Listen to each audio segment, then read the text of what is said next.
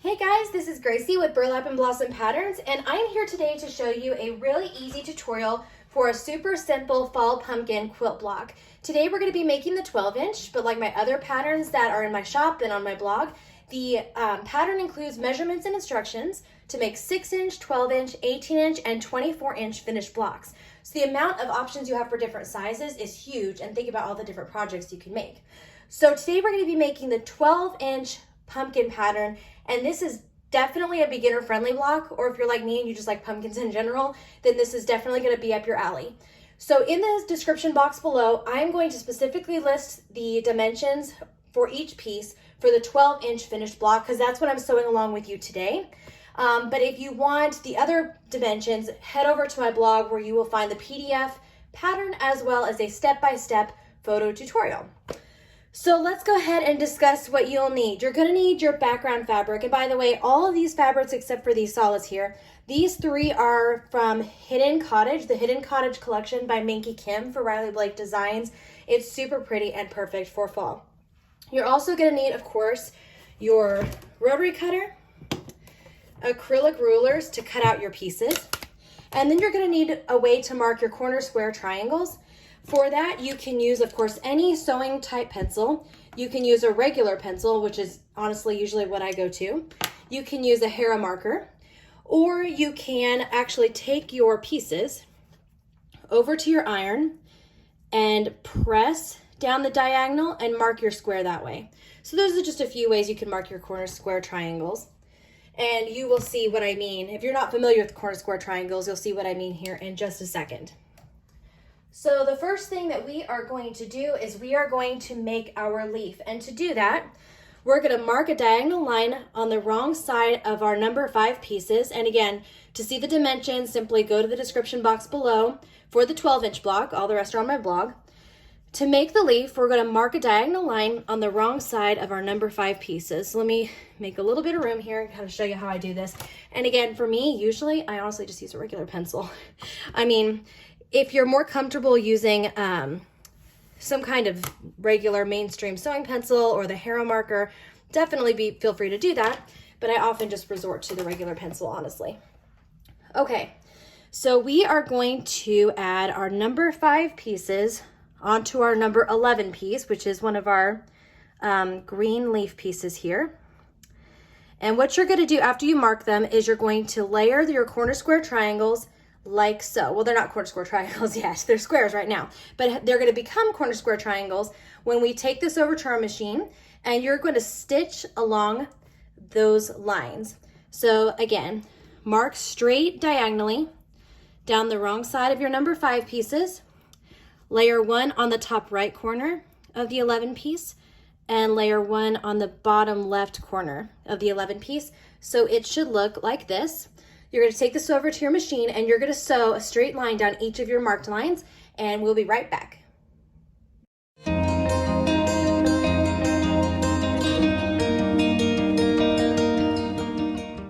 Okay, so once you have sewn down your marked lines, you are going to now trim so that you have a 1/4 inch seam allowance. So what I'm doing is I'm lining up, this is a Creative Grids ruler.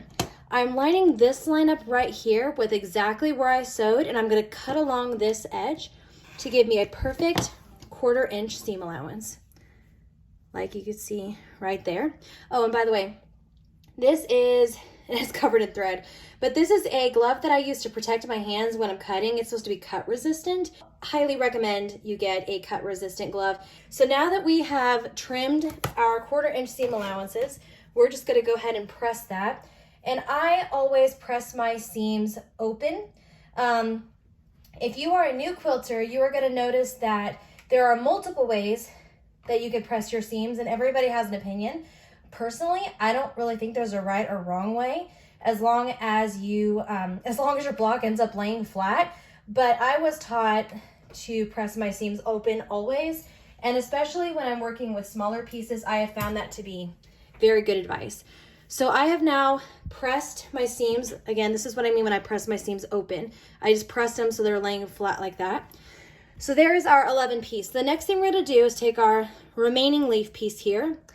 This is the number 12 piece, and we're going to take our number 6 piece, and we're going to do the same thing. We're gonna mark a diagonal line down the wrong side.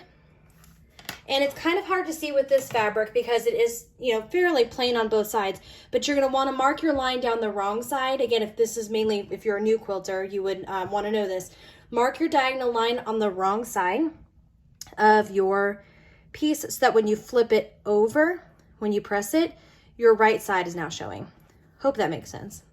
Okay, so we are going to place our number 6 piece on the bottom left corner of our 12 piece, and we're going to stitch along that diagonal line just like we did previously, and I will be back. Okay, so just like before, now that I'm done sewing that diagonal line down the wrong side of my 6 piece, I'm going to trim it. And in case you haven't noticed, my beautiful white cutting mat is very worn and loved. I adore this cutting mat. This is by Christopher Thompson, the Tattooed Quilter with Riley Blake Designs. I love this mat, especially for taking cute Instagram photos on the white background. But as you can see, I have been using this for literally years, and I have cut so many projects on it. But here's the funny thing. I just ordered a brand new one from Missouri Star Quilt Company, and I'm holding on to it for safekeeping until this one just can't be used anymore. I don't want to use it till this one is well worn out and can't be used anymore. Okay. So we are at the point now where we have our 2 pieces of our leaf, and it should look like this. Now the next thing you're going to do is you're going to take this over to your machine, and you are going to stitch these 2 pieces together. Once they are sewn together, you're going to get your number 2 piece and stitch it to the left side. Once these are sewn together, and of course my experienced quilters will know this, but if you're a beginner, the reason this looks smaller is because it's taking into account seam allowance. So once you sew these 2 pieces together, they will fit this one and everything will come together perfectly. So stitch these 2 pieces of your leaf together, add your 2 piece to the left side. After you've done that, grab your 1 piece and stitch it to the top. So I will do each of those steps, and then I will come back to show you what that looks like.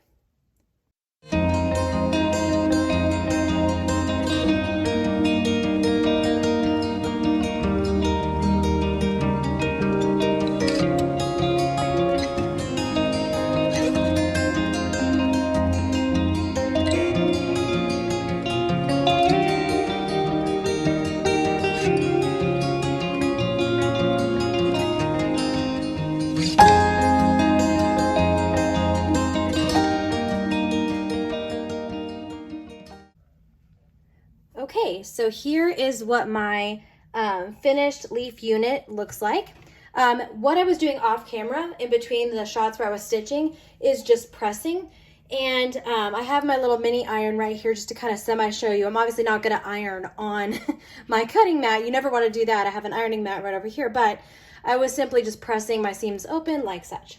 Okay, so that is my finished leaf unit. The next thing that you're going to want to do is take your number 4 piece. And at this point, my pieces are kind of mixed up, but it'll all be outlined in the pattern, don't worry. You're gonna take your number 4 piece and stitch it to the top of your number 10 piece, and this is going to give you your stem, okay? So number 4 onto number 10. Once you're done with that, let me just move these over here. You're going to stitch your leaf unit to the left side and your number 3 piece to the right side.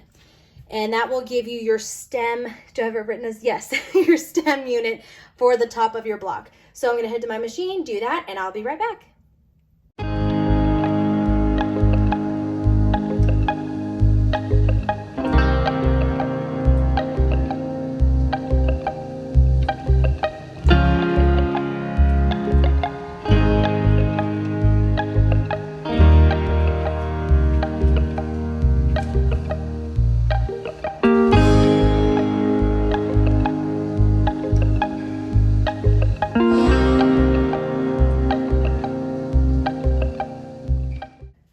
And we are back from the sewing machine. We have our finished stem unit here.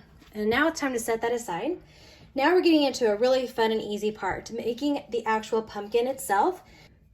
So you are going to need 3 of each color. And again, that'll all be outlined in the pattern.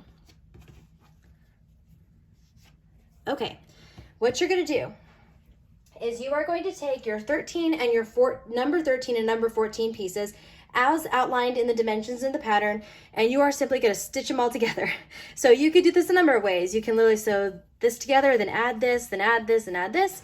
You can sew them together in pairs and then sew the pairs together, whatever you want to do, but we are going to head over to our sewing machine and just stitch all these strips together to form the main body of our beautiful pumpkin.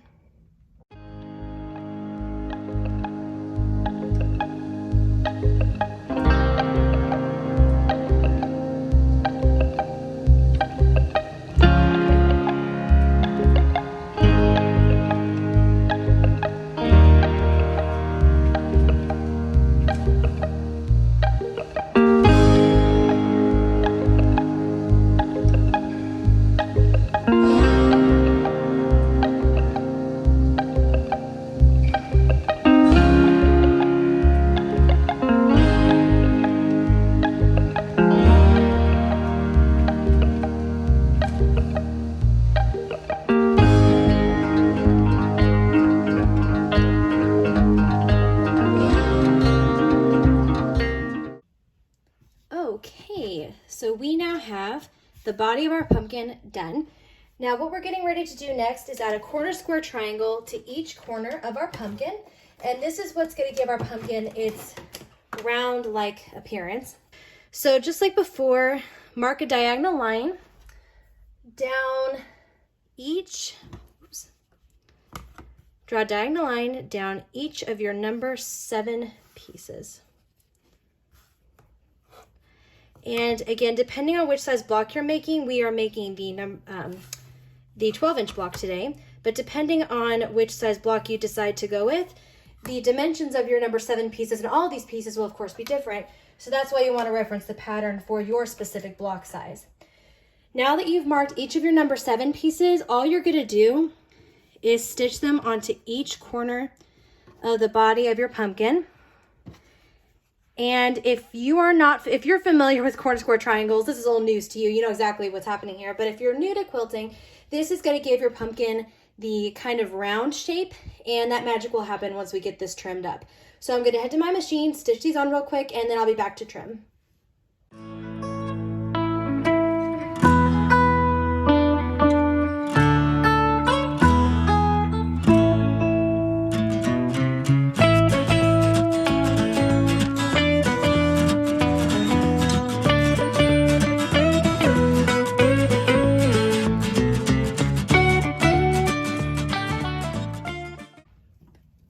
Okay, so we are back from our machine and ready to trim up. I've already done this corner here. And I do so many corner square triangles. They're in so many of my patterns and they're really fun. I've actually got so used to them that I will often take my very squeaky and need of oil dressmaking shears and cut my corner square triangles that way. Just because when I'm sitting at my machine, it's easier and faster. So if you are an experienced quilter and you want to do that, go for it.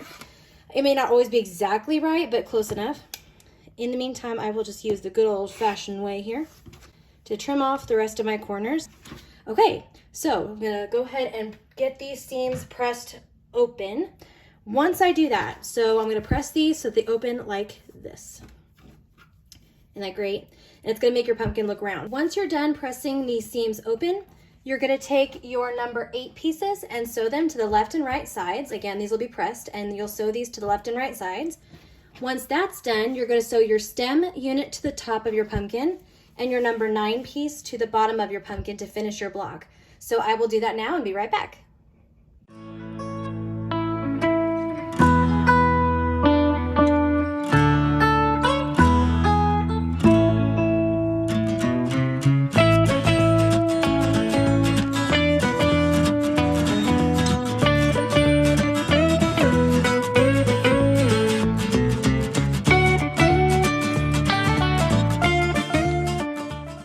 And here we have our beautiful finished simple fall quilt block. Again, this is the 12-inch version, but the pattern does include instructions and measurements for 6, 12, 18, and 24-inch finished blocks.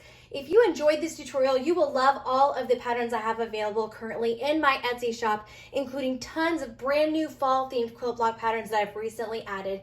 If you like this video, be sure to give it a thumbs up and feel free to leave any suggestions for future tutorials that you would like to see in the comment section down below. You can also follow my blog and of course follow me on Instagram.